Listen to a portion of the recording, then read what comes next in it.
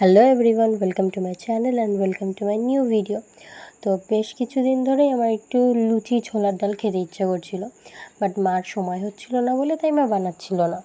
তো আমি ভাবলাম আজকে আমিই বানাই। তো সেই কারণেই বিকেলে পড়িয়ে এসেই আগে ছোলার ডাল ভেজাতে বসিয়ে দিই, মানে জলে ভিজিয়ে রেখে দিই।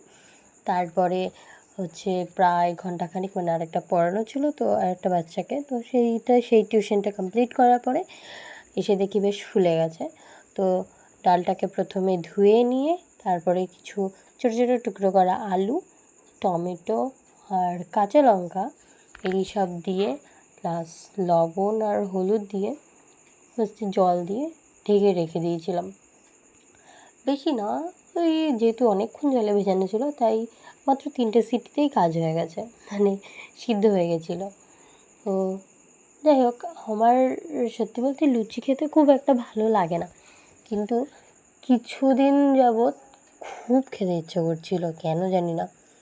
এই কয়েকদিন ধরে ভীষণ লুচি খেতে, আর লুচির সাথে এই ছোলার ডালটা খেতে খুব ইচ্ছা করছিল।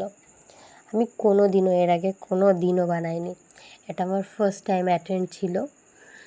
তো আমি ভাবিনি যে এতটা ভালো হতে পারে, আমার কাছে ভালো, জানি অতটা মায়ের মতো ভালো হয়নি, আর সেটা হয়তো সম্ভবও না, কারণ ফার্স্ট টাইম। তার উপরে কোনো দিনও আমি দেখিও নি আমার মাকে বানাতে, জাস্ট নিজে আন্দাজ মতো ট্রাই করছিলাম যে কীভাবে করতে হতে পারে। আর মাঝে মাঝে মাকে তো ডাকছিলামই, কারণ মাকে ছাড়া তো আর সম্ভব না।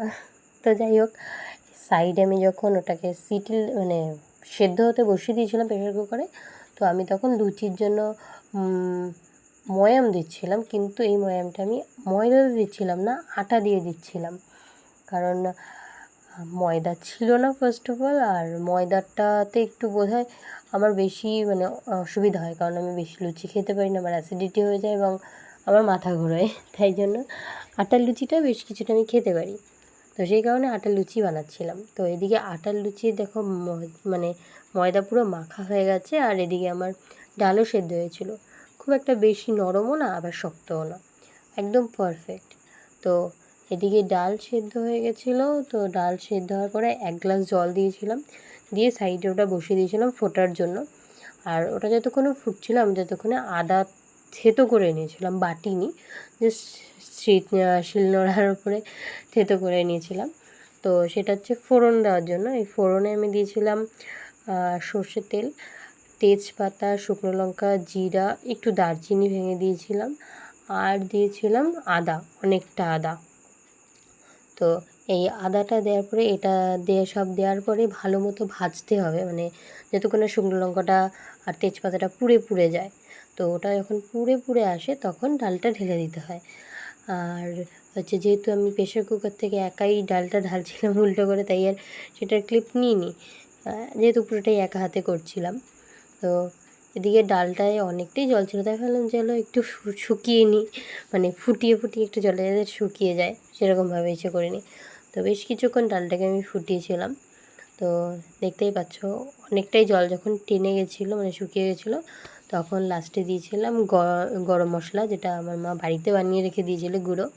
তো সেই গরম মশলা গুঁড়ো দিয়েছিলাম, আর কিছুই করিনি, জাস্ট সিম্পল, যতটা সিম্পলভাবে করা যায় এইটুকুনি করে একটু নাড়িয়ে চাড়িয়ে তারপরে রেখে দিয়েছিলাম সাইডে। আর এই দেখো আমার লুচির বলও রেডি।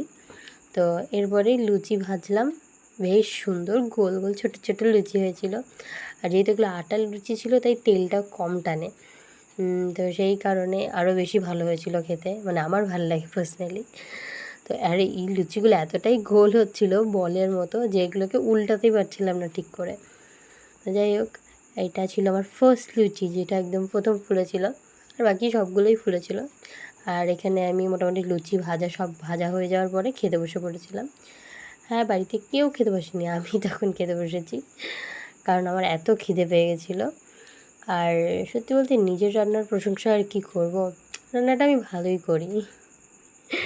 তো আজকের মতো এইটুকুনি, নেক্সট টাইম আবার অন্য কোনো ভিডিও নিয়ে দেখা হচ্ছে। চলো, টাটা।